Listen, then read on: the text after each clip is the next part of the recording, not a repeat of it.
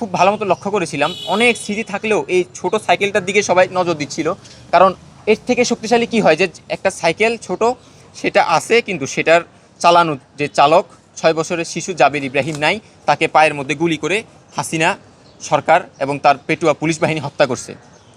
এত শক্তিশালী সিম্বল এই সাইকেলটা আমি নিজের কাঁধে আমি জাদুঘরে আনছিলাম, এবং ওই সাইকেলের মাঝখানে মোবিল ছিল, মোবিল বা কালো কিছু একটা ছিল, ওইটা আমার এক কাঁধে পড়ছিল। ওই জুব্বাটা আমি ওইভাবে রাখি দিছি, ওই জুব্বার মধ্যে কালো ওই দাগটা এইভাবে আছে, আমি এটা রাখি দিছি। আমার কাছে এটা গর্বের জিনিস।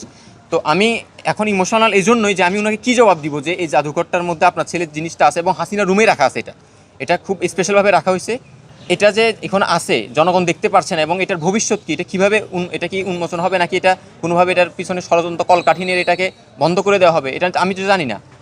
তো আমি ওনার কাছে কী জবাব দিব?